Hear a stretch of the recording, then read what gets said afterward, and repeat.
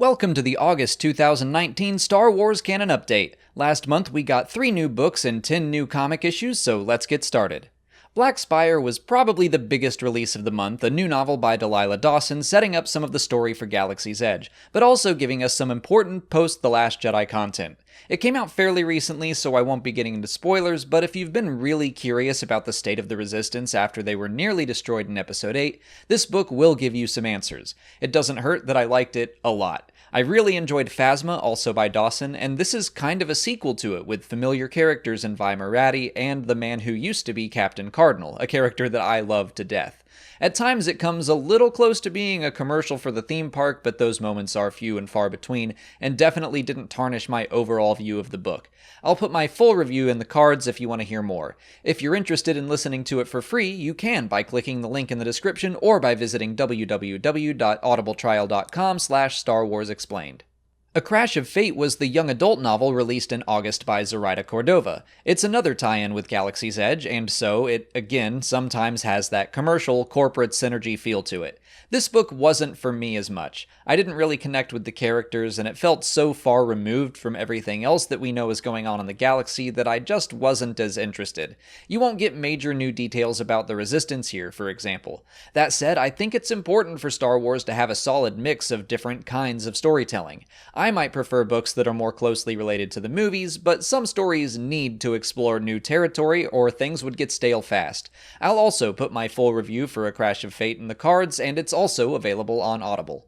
The final book released in August was Myths and Fables by George Mann. It's a collection of fairy tale type stories set in various locations throughout Star Wars. Yet again, there are some Batuu-related tales, but I really dug most of them. Some more than others, obviously, that's kind of the nature of anthology books, but I blew through this book very quickly. It's an easy read and it also just looks beautiful with some amazing artwork by Grant Griffin. I put this book on display down in my living room after reading it.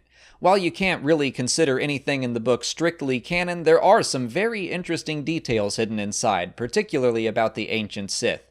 And again, for the last time today, I promise, I will put my full review of the book in the cards, and it is available on Audible. However, it's so short, I would definitely spend your credit on a longer audiobook. Okay, moving into comics, let's dive into the main Star Wars line with issue number 70. Luke winds up in over his head with a Force-sensitive girl who could help train him, but she seems to be a chaotic neutral type, which is starting to cause problems. Han and Leia pose as honeymooners to try and draw the Empire to a criminal-run planet, but are stopped by Leia's ex-boyfriend, who doesn't want the Empire anywhere near his home.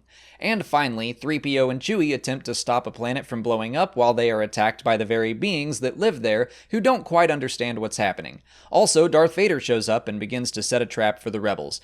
There's a lot going on. I'm feeling pretty good about this arc. I think it's better than the main Star Wars run has been in a while, but it's very busy. It was recently announced that this series would be coming to a close in just a few more issues, and then would likely be restarted shortly after. Maybe getting into post-Empire Strikes Back territory, and I am kind of anxious to just get to that point. But hey, Dr. Aphra continues to be a fun time in issue 35. I'll admit this hasn't been my favorite arc of the series, but it's still interesting.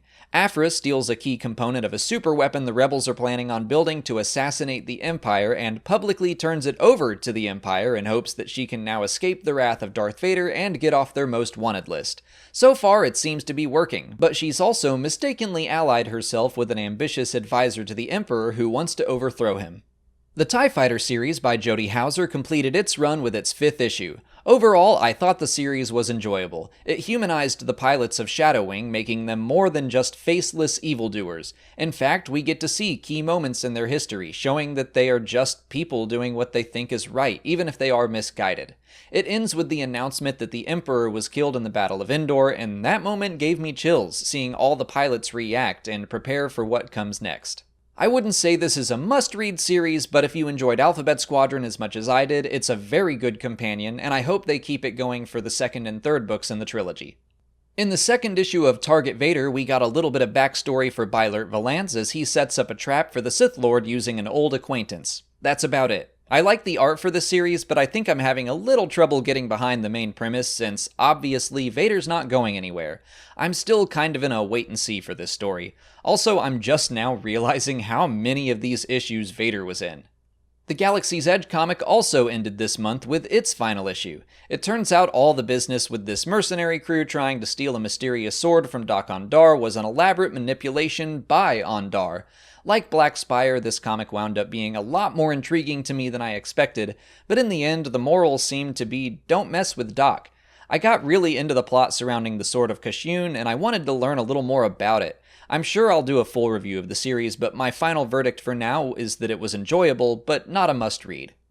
We got 2 issues of Age of Resistance in August, the first about General Hux. This one started a little bit sad and then a little bit silly. It almost felt like a Star Wars Adventures issue at first, but it very quickly took a turn into the messed up mind of Hux, tying in with the Phasma novel and the fact that he had his father killed, and Snoke gets a little deeper into why he keeps the general around at all. It's basically because Hux and angry men like him are easily manipulated and controlled.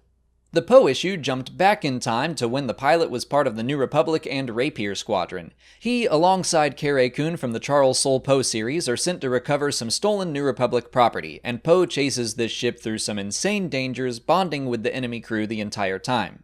It's later revealed that he's been talking to Holdo, and the pilot is Nien Nunb, and they were stealing proof that the New Republic is willfully ignoring the growing First Order. Star Wars Adventures 24 gave us yet another story about Poe during the time of the New Republic. Poe gets himself caught by pirates, but BB-8 swoops in to save the day. Carré Kun makes an appearance in this one as well. The 2019 annual also came out with a post-Return of the Jedi story about Lando and Jackson helping liberate a planet that's still under the grip of the failing Empire. The main antagonist develops a TIE fighter that he calls the Auto Fighter, which is modeled after the TIE automated starfighter from Legends, which first appeared in Dark Empire. For Story of the Month, I'm easily giving it to Black Spire. I have been pleasantly surprised by most of the Galaxy's Edge tie-in content. I've been cynically expecting shallow ads for the park, but each book or comic has offered a lot more. But Dawson's novel had me so much more invested than I was expecting to be. For me, she has joined the ranks of Claudia Gray as a Star Wars author whose work I will just instantly know I'm going to enjoy.